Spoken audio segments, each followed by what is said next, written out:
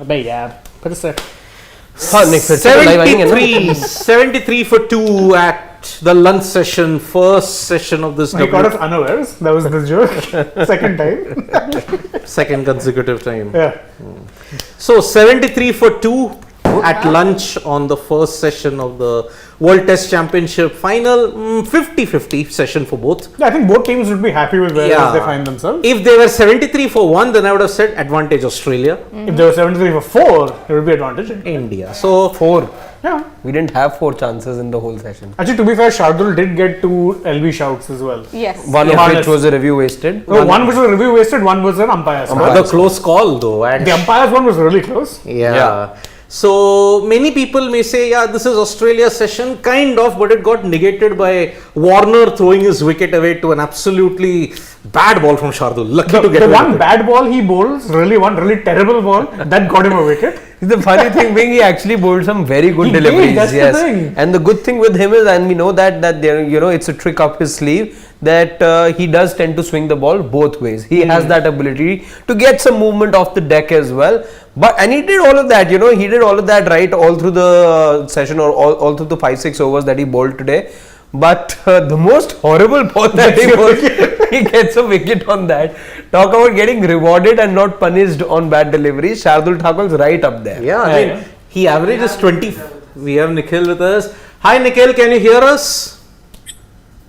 I can. Can you guys give me 5 seconds? I'm trying to fix something. Sure. So it's the session, if you have to sum up this session, started with overcast, cloudy conditions, but now absolute glorious oval sunshine. And not just that, by the way, that pitch looks like it has Oh, rain. exactly. It's an illusion pitch. It is an up and down wicket, firstly. Okay, some balls that are pitching on a good length area, they're either shooting up or they are really staying low. Yeah. There is not much of pace on this wicket. But predominantly staying low, I would say, contrary to what we were given to believe, given what the curator had said on the eve of the match as well, that you can expect a bouncy track. I didn't quite see KS Bharat grabbing the ball high on his chest or anything like that. Most of them were balls that were caught below the waist. And since we're speaking of conditions over there, let's get our man on the ground on this broadcast. Nikhil, are we audible to you? Yes, you are. I can't see you guys, but I can hear you, and I think that's more important. Yeah, there's some issue with the cameras here. What you guys? No wonder. But I hope you can see the beautiful oval behind me. Of course, perfectly. And those famous. We see the gasometer as well. Part of that gas factory. Yes. So Nikhil, summing up the session, if you before we get into the nitty-gritties, Nikhil, since we are having this chat with you, first things first, tell us what it is like to be there, how electric is it, and then we can talk about the cricketing aspect perhaps. You know what I was talking to Vikrant, who was sitting in the press box, and there's this one thing that I just told him, was that this is probably the first test match I'm covering from ground after 2011. And again, I just didn't remember. And we saw 2011, interestingly, the last test match I covered was at the Oval, which was the 2011 test series. The game where Tendulkar was nearing his 100s, did not at the end. That was the last game. And since then, I've been to so many events covering games for India, but all have been in white ball cricket, Champions Trophy and all that. So, firstly, it's a great feeling to be covering a test match. That's the Oval there. That from the ground, and lovely to see players in whites. And you know what? Other big difference that you notice is the fact that the crowds that turn up, the folks that turn up for a test match, in terms of the fans, they are so different to the crowds we got so used to when we were covering white ball cricket. So more boisterous, very vocal, selfie-seeking crowds you actually see during those white ball matches that we cover. And suddenly, when I come for a test match, the kind of crowd that you see are real lovers of the game, right? Connoisseurs of the game. Not too crowded, limited number of people you will see. But anyone you speak to, and I was speaking to a lot of folks, by the way, who watch sports today. In fact, I met some people who said that they watch sports today and they know that we have a Hindi platform, but they watch sports today because they're not very well versed in Hindi. So they only, like to subscribe to the English platform because that they're more comfortable with. A lot of Indian folks I'm talking about. So they are regular watchers of sports today. I met them and a lot of them chatting about the game. What do you think the likely playing 11 is going to be, and all of that was the discussion. Before I even get into the first session, I don't know, what did you guys make of the 11? I mean, it's not. I mean, you have the benefit of the hindsight now. You've seen that first session, but I was kind of very happy that Rohit won the toss and decided to bowl first. I know a lot of people will now look at the scorecard and say that, hey, you know what, maybe batting first would have been the right thing to do. But that's again in hindsight, because see how bright it is right now. It's bright and sunny. The sun is out, so it kind of looks really nice and looks like probably the best time to be batting. But at the moment, if you were to look at it now, I feel like almost taking my jacket off. That wasn't the case about an hour ago, maybe even 2 hours ago when the toss happened. It was overcast conditions. I did an update on sports today, right before the game was to start. Overcast conditions, very cold, very cold. So I think it would have been foolish for the captain winning the toss and deciding to bat, especially the Indian team, because I tell you what, let's look at it the other way. Scorecard right now looks in Australia's favor. But imagine, had the sun not come out and had India been batting here, if you were, whatever, I don't know, 50 for 4 at lunch, which was a possibility, then I think you would have lost or almost gone behind this test match, not only on day one, in the first session of day one. Would you or any Indian fan or the Indian team would have been like to be in this position? I doubt it. I doubt anyone would want to be in that position, that you're chasing the game right from the word go. So chasing the game from day one and first session of day one. I don't think anyone would have wanted that. And so with that in mind, I think it was the right call that he decided to win the toss and bowl first. Yes, maybe questions, and I think we will discuss it going forward. We'll discuss about in terms of what the Indian bowlers did, what they could have done better. But I think the decision that Rohit Sharma took was right at the time. Now it may look different because the sun is out and Australia kind of weathered the storm. But I don't know what you guys made of that decision then, and what do you make of it now? See, I think, Nikhil, if you ask my honest opinion, if we look at closer to the oval at this point, do you think we got carried away by the greenness of the wicket? Because see, when you saw some of the deliveries there, some were staying low, there wasn't much of pace on offer, some were just shooting up. Already we are seeing it's a kind of an up and down wicket here at the oval. So, kind of, do you think we got carried away by the greenness of the wicket? But Siraj, I think you're answering the question there. So, if there is greenness on the wicket, and as you mentioned that there has been a bit of uneven bounce that we have noticed, if all of that existed, wouldn't you then want to bowl?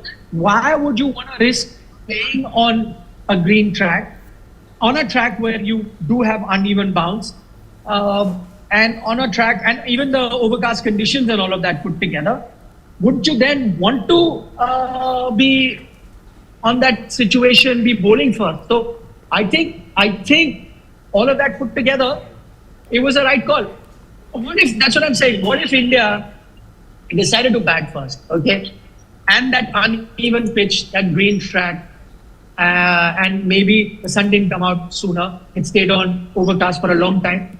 And India, as I said, lost their first 4-5 wickets, and you know the batting order is there. What if they had lost their 4-5 wickets then? Wouldn't the game have been done first session of day one? Would you risk something like that, keeping well in mind, and that's exactly what you did last time around in the WTC final. You know, you played a team with spinners. New Zealand went with 5 pacers, and everything changed from there on. So I think it was a safer decision and the right one that Rohit Sharma did. There is uneven bounce, and I think Manas Labuschagn's living on a prayer.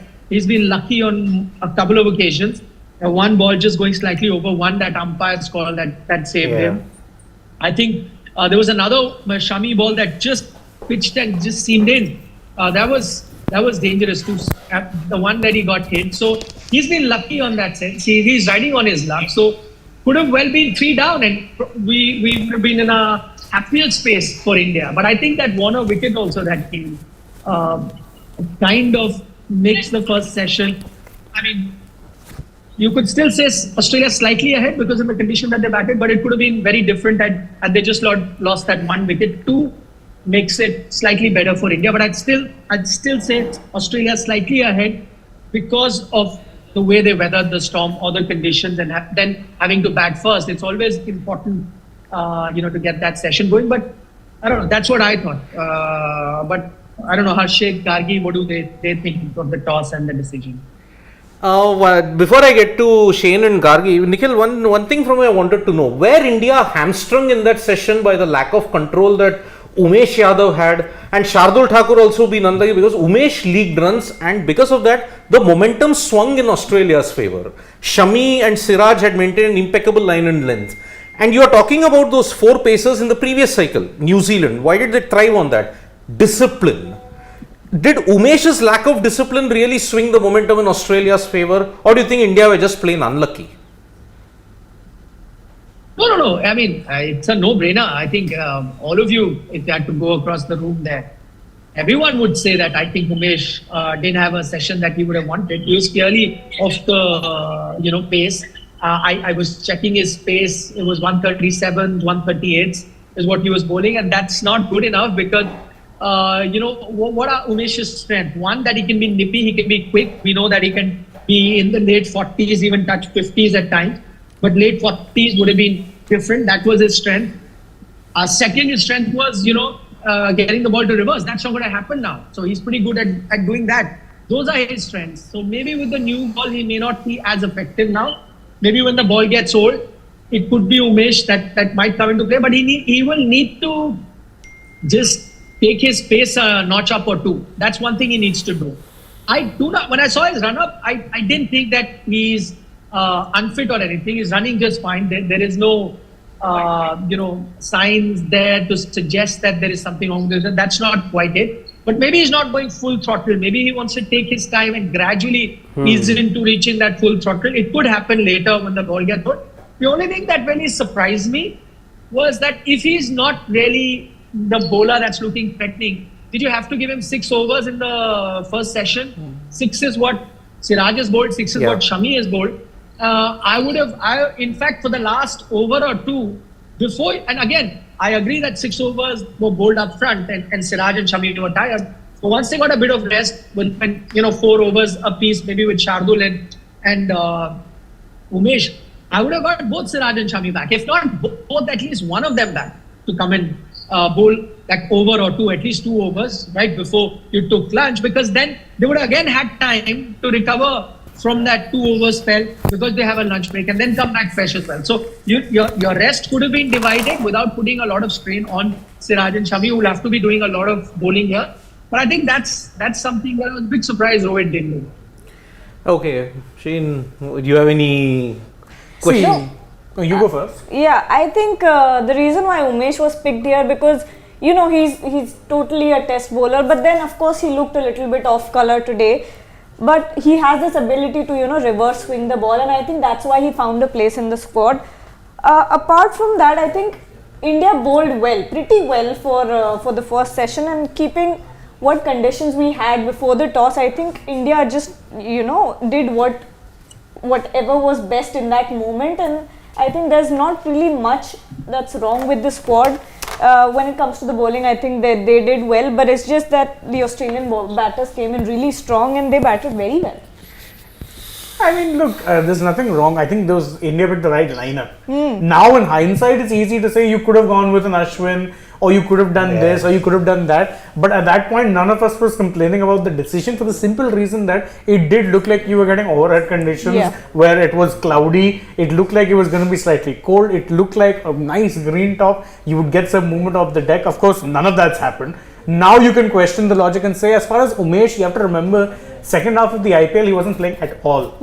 And in fact, even when he was playing, he didn't look anything great. He didn't look any great shakes. He was unable to, get that nip. I remember he was more often than not bowling cross seam, not getting swing. You saw those problems today. Inconsistency. He was not able to get his lines, and that's fair. I think he was the only bowler who really disappointed. Shardul, yes, couple of boundaries, but generally speaking, his line and lengths were good. He was getting that subtle movement in and out.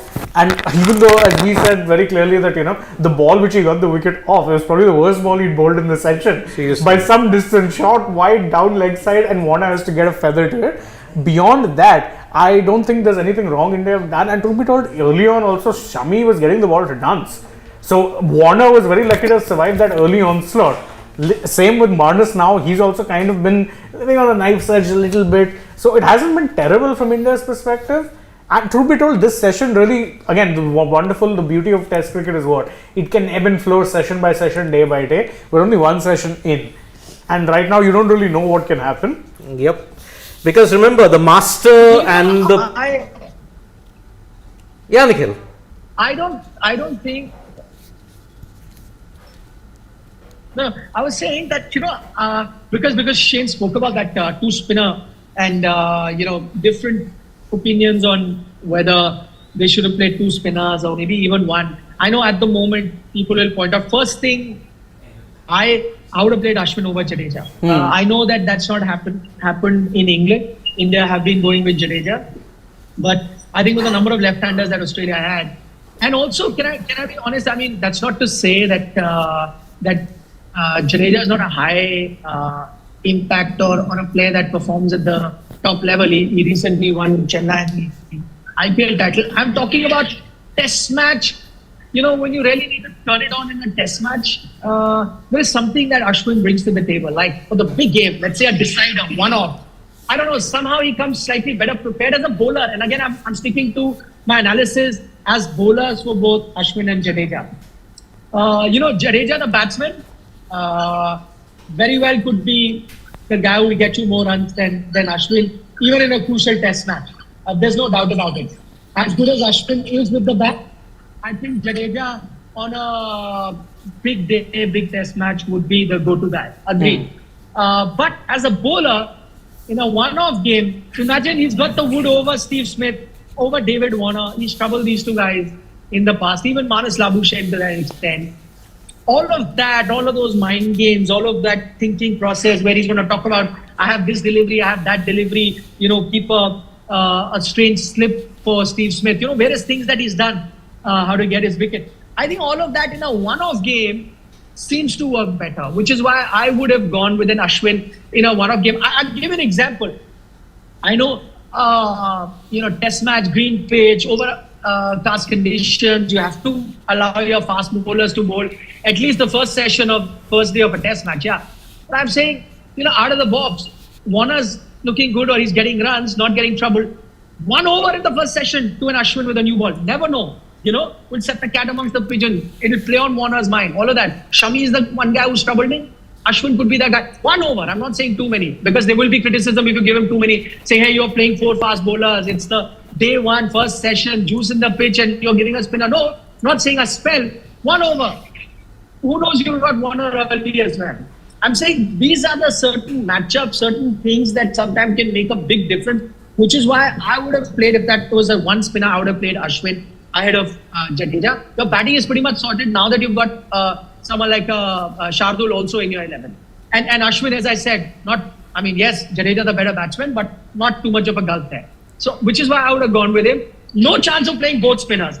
I know people have said you're going to see Sun here, and you might say that even later in the Test match, you might require 2 spinners. But I think majority of this Test match, major chunks of this Test match, will have fast bowlers dominating. So right now, Sun is out, it's looking all good, and you think, oh, now, I wish we had more spinners. No, you never know what happens tomorrow. In fact, you never know what happens 2 hours from now. You'll have overcast condition, it can suddenly get very cold. You already have seen players wearing jumpers and sweaters. So, it doesn't take a lot of time. And what are the chances? If you ask me, in the 4 or 5 days or how many ever days of Test match that we have, there will be more spells of cold, windy, overcast conditions than spells like this of bright sunshine. So then, which is that one factor that will probably play a bigger role than the other? Then obviously the fast bowlers compared to the spinners. So I think 4 fast bowlers not a bad idea, but just that I'd like to have seen Ashwin go ahead of Jadeja. Yeah, and Ashwin's got he's a much improved record in the Sena countries. If you look at it, whatever limited. That's music to the ears of Siddharth, I'm sure. Yeah, I mean, of course, because see, the left-hander factor was the one thing that we were discussing about when talking about Ravichandran Ashwin, isn't it? They have got 5 left-handers in the lineup. Yeah. So yes, and remember, even in England last time, even under the Shastri Kohli regime, he didn't play a single match here because of cloud cover. Yeah. That same cloud cover now has dissipated. But again, you couldn't argue because the conditions at that time dictated that, okay, maybe you have to play 4 pacers and 1 spinner. You got success in 2021 at the Oval because you played with 4 pacers and 1 spinner. Can I show you somebody who's watching our live broadcast? I thought I'll show you. Yep. See that? Can you see who's watching us very closely? Is it a You recognize him? It's a lag. You recognize him? No. No. Okay, I don't know whether I can zoom. Does it allow me to zoom? No, Yeah. it won't allow you to zoom. Oh, that's Erling Haaland. What are you saying? Is that That's correct. Oh man. That's Haaland. Wow. That's Erling Haaland. Is that actually? Oh my God. is that it's a cutout? No. It's actually Erling Haaland. That is a cutout. There we go. It's a cutout. No. It's a That is a cutout. So what happened? I'll tell you what happened. I was doing it. The house is right behind me. There's an oval here. And that cutout is so real. Yeah, it does look very real. I got a scare that firstly I got a scare that somebody's watching me. Like, I got a scare, like, somebody just staring at me. And then when I looked at it, I was like, oh, that's Erling Haaland. And for a moment I thought it's like the real thing. And then I saw it. Nikhil, you life-size real cutout. you play one game in Manchester and see what happens. Haaland is watching us. Yeah. He's on the wrong side of the map. Yeah. I have to tell you one thing. I'm not carrying it. I'm not carrying that now. But I'm not a United fan. I don't support any English Premier League club. I'm a Barcelona fan. I watch more of La Liga than I do English Premier League. But the kind of hospitality and the love that I got at Old Trafford yesterday, and I got a jersey, a United jersey. I could have given it to you, Harshit, but now I can't because it's got my name on it. It's got Nas written on it behind. Okay, so I can't give that to you. After they did so much, I am now, if there is a club that I will fondly support in the English Premier League, not like a fan, but I'd rather want them to do well. Maybe it will be United. So much love I got from them yesterday. Well, you didn't just visit the right side of Manchester, you've hired the right people also who support the right side of Manchester. There are many people here who don't support any side of Manchester. By the way, I just want to tell you, and I said it yesterday, I did interviews of Andy Cole and Berbatov, which we put up on Sports Today. But I'm telling you, I didn't get too much time. I just got 10 minutes with Berbatov. And I think it's one of the best conversations I've had with any sports person. One of the best conversations. He was fantastic. And I wish I had another 20 minutes with him because I could have gone on for half an hour, 1 hour just talking. And it was like not a planned thing that I'm going to talk about. I just ask him. He is so spot on with his analysis and his understanding of the sport. I mean, of course, he's played at the highest level, but so has, I've interviewed so many who have. But he was absolutely brilliant. I think he'll make for a great manager if he does take up that career. So that was an amazing conversation with Berbatov, which I will upload on the Sports Today in a day or two. Wow, I mean, Berbatov, and who else did you interview, Nikhil? Where's Brown, Andy I Cole. guess? Andy Cole, the man who's recorded Erling Haaland, bro.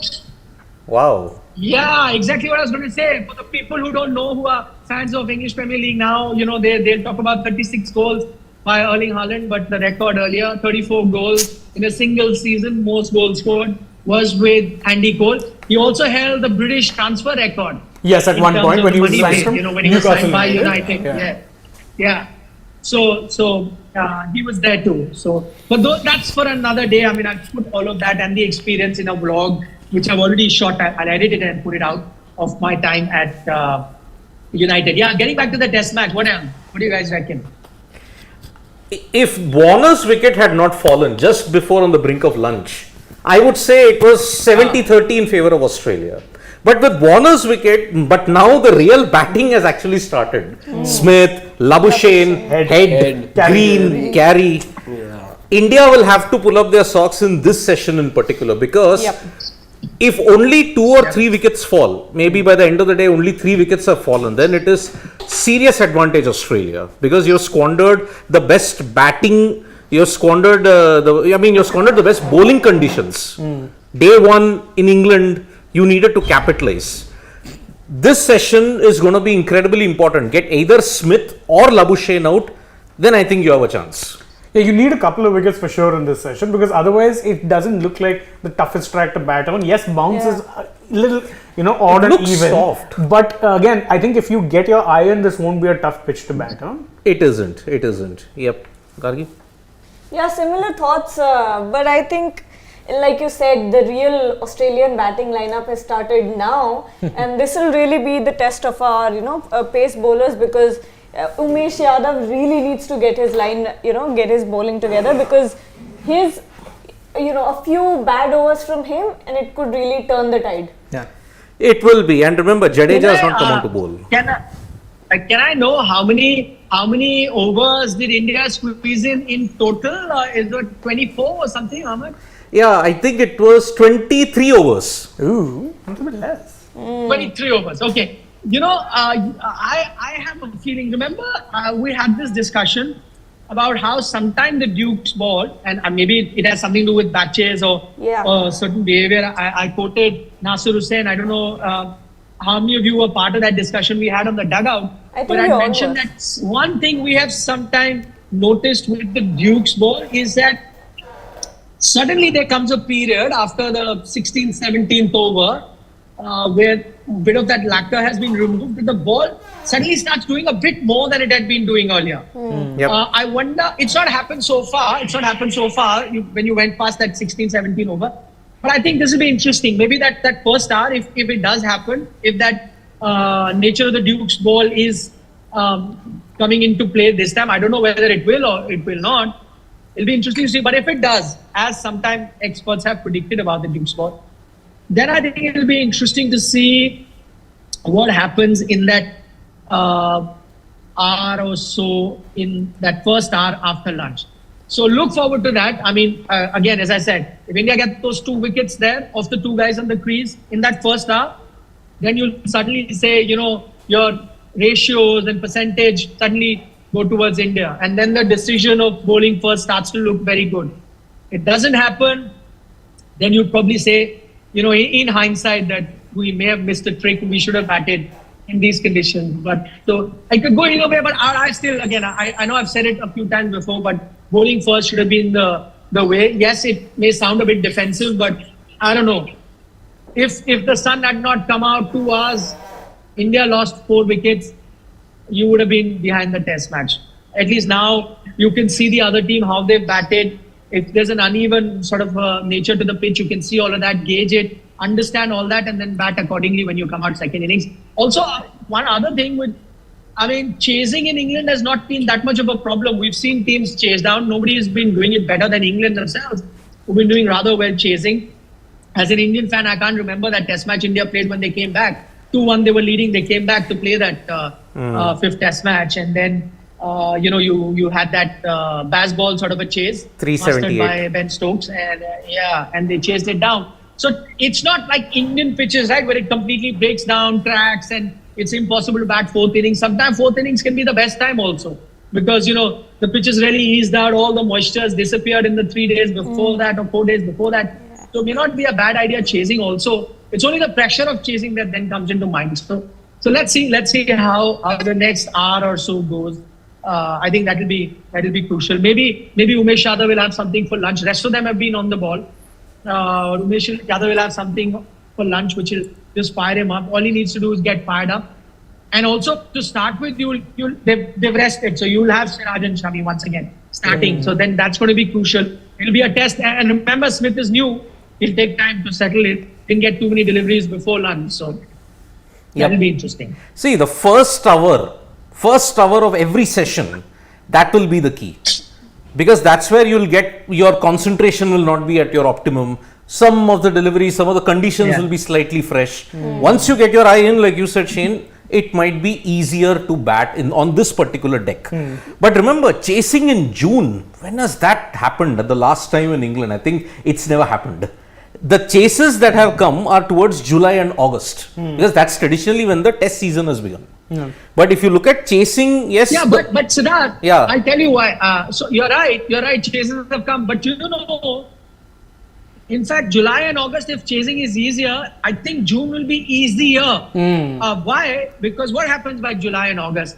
Because of the sun being there, the pitches start to get wear out. And that's what Rahul Dravid pointed out, that initially June, if you're playing a test match, there'll be a lot of juice in the pitch because it's fresh, right? Conditions are fresh. You're just coming off the winter, so the start of the summer. So the pitches will be fresher, which is why I'm saying that they won't get tired so fast after 4 days in June.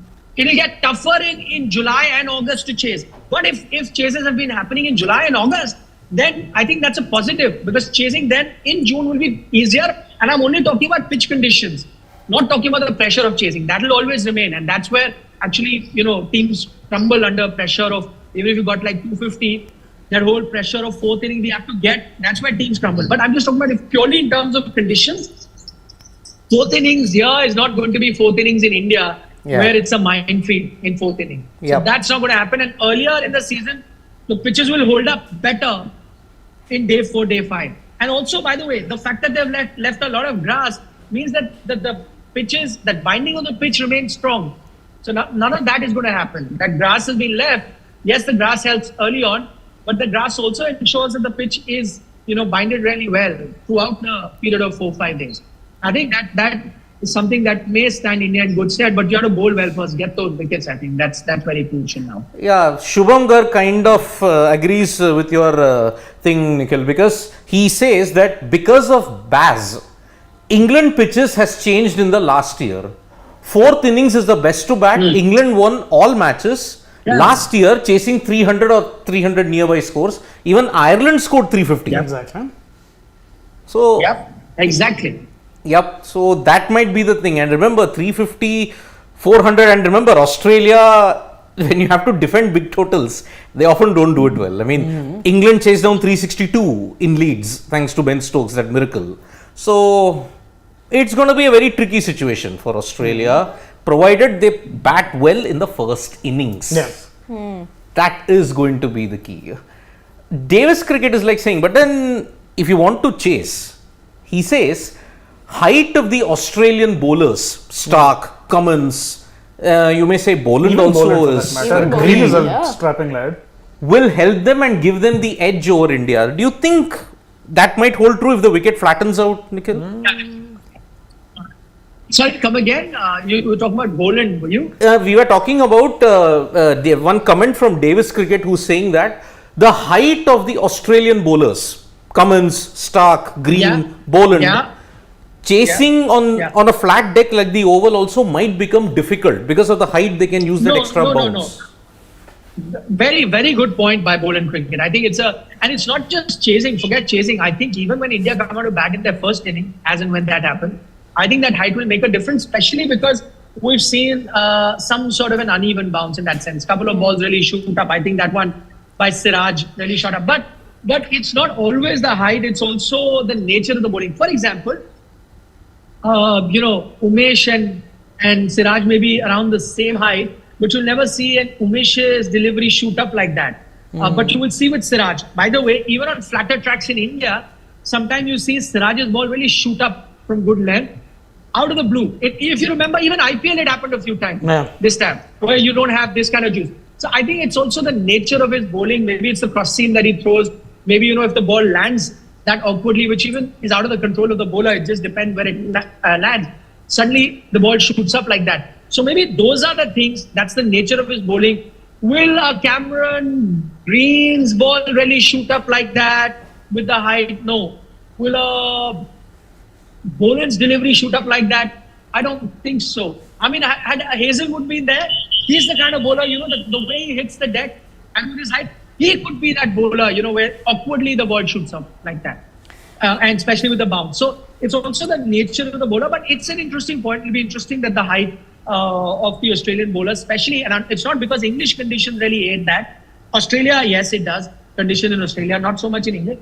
But, because England is more of swing movement and seaming off the track rather than bounce or that height of the bounce that troubles anyone, which is why, you don't have to be the height of a Cameron Green, which is why you could be an Anderson or Broad. They're tall themselves, but I'm saying not that sort of height that we're talking about, like a Cameron Green. So not that doesn't make too much of a difference here in England compared to Australia. But I think it'll be interesting to see how that bounce comes into play. Only because of that slight uneven nature of the pitch, I think it can be a factor. Otherwise, if that hadn't been there, I don't think it would have been a factor here at the Oval. I think more than bounce, when we're talking about the height of the Australian bowlers, it could be that the swing makes a difference, because the ball will spend that much more time in the air and it will come in at a very awkward angle for the Indian batters. So I think it's about the swing, and once the ball gets old and it starts reverse swinging, that could be really dangerous for the Indian batters. But will it reverse swing on this particular deck? Because remember, it could very Might well take some reverse time, swing. though. might take time because It will not scuff up that easily. Yeah. I think the 4th and 5th day it might start if the test match goes on. I'm pretty sure it will. It doesn't look like that sort of a pitch which is getting over in 3 days, truth be told. Because remember, you are not going to see cluster collapses that much. But both teams who can cluster collapse in England are in the final. Yes, that can happen. So, Nikhil, what do you think from this session? What will India do and what will Australia do? Your predictions for this session? I don't know. I don't know what everyone thinks. See, firstly, Siraj, and I told you that one thing which I found a bit strange was not having 1 or 2 overs by Siraj and Shami in that session. And I think it could have made a difference. That was one. I mean, the wicket that you got was effectively a bad shot by Warner. Shouldn't have gone for that shot. So that they could have done. But I think what they need to do is start with Siraj and Shami. They must have rested enough. So they'll be fresh. I think that's one. And remember, Smith is new to the crease. So this is the time, target him. Don't allow him to set him. That's one thing that they need to do. I just had a feeling that sometime Indian bowlers have been guilty that, we say that they're not getting the batsman to play a lot and bowling all. So I think there was a conscious effort to make the batsman play a lot. And I know that that's the correct way to go. Sometimes though I felt that they were a bit more straight. Too much, especially with Warner, too much into his body, and I think he was very well equipped to handle the ball coming in. He's a bit tentative when you're outside his off stump. That corridor of uncertainty where he could just fish for one. If you remember, he tried to square cut a ball that was wide, which is a bad shot, just that he didn't connect. That's where he's a. So I'm saying, when you're eager to get off the mark, if you keep bowling on the stump sometime or too straight, wasn't working. At that time when I was watching the Indian bowlers bowl, I was like, I hope they go a bit more outside the off stump, and let them reach for the ball. What was happening is it was well within their body, and then they found a nice, even Labuschagne found a nice way to, get behind the line of the ball. He was looking good at certain parts where he was getting behind the line of the ball, not in those parts where, of course, he looked iffy or those close calls that he had. So I thought in that general, you've got to mix it up, have some of those come in, so that, those keeps that leg before opportunity open for you. But most of the time also bowl a few so that they reach out. Maybe try and do that in this session. Though again, while I'm talking, then I'm also thinking of Steve Smith. What would I want to do with Steve Smith? Right. Would I allow him to shoulder arms and let the ones go outside the off stump when he gets his eye in? No. With Steve Smith, I want to be a bit straight. I want to keep attacking him because that's my best chance, right? Keep attacking him initially. So, maybe different strategy for different batsmen. Labuschagne just get him a little bit more outside the off stump, 4th, 5th off stump line. Let him reach out because he's getting beautifully behind the line of the ball. And then just get one or two to come in for Labuschagne to have that option of leg before open. But for Smith, yeah, more straighter line for Smith, I think. Yeah. Yep. So it's Siraj who has started the session with a big wide, a booming bouncer that was way over. Yeah. And so Steve Smith, number 3 in the ICC rankings, and Labuschagne, number 1 in the ICC rankings. Oh. That was massive. Yeah. Harmison click, although on the leg side. Yep. So. Okay, I'll take your leave then, guys. Yeah. See you Take for the care. tea I session, don't wanna miss Nikhil. a See ball. you. Yep. See you. Bye-bye. Bye-bye. So, oh boy. So, second session, very important session. And as they say, if India can make some inroads in this, because as I said, 3 very good batters, Smith, Labuschagne, Head, those 3 can really make a difference, along with Cam Green and Alex Carey. So, let's just hope that India put up a much better disciplined show, and let's see what happens. So, in this session, I think the master and pupil might consolidate. What do you think? Steve Smith and Labuschagne. Yeah. The master is Yeah, Smith, pupil is Labuschagne. You know, these 2 batters from Australia are so unconventional, so unpredictable that it's almost impossible to get them out unless they make a mistake. Otherwise, it has to be very cunning bowling and a lot of trapping and kind of planning to, to get them out. It's never a... It isn't, yeah. It's never a... What's the word? I can't find the word, but... It's never easy to tie them down. Not easy. I was looking for a different word, but there we go, a boundary. No. He I stopped think he it? stopped it. Yeah, Shami, with his boot, obviously. Of course. Great. But yeah, it's going to be really, like you said, the Indian bowlers will have to pull their socks up this session and break this partnership, for God's sakes. Aditya Kavlekar, I am tempted to go that the most underrated batsman Oz team who's a danger man for me is Travis Head. He's also the second spin option. Yeah. Yes. Actually, considering how the pitch is playing, having a counter-attacker like Head at number 5, ish. Yeah. And you may have a second counter-attacking option, Cameron Green. Oh my God. Don't forget Carey too, someone who doesn't Don't. really like to wait. So again, I think for India, the key is to try and get one of these 2 at least in this session. Do not let them bat the day, otherwise you're behind the 8 ball come the end of day 1. Yeah. Yep, but remember, Steve Peter Devereux Smith has got a fantastic record in England. Yeah, he does. And he's the boss at the Oval. I mean, 97 average. If he So gets he's the key. Steve Smith has always been the key. And so, let's see what happens. We'll be back with you for the tea session in about 2 hours' time. So, from me, Gargi and Shane, Harshit was here briefly. Bye-bye. See you. For now.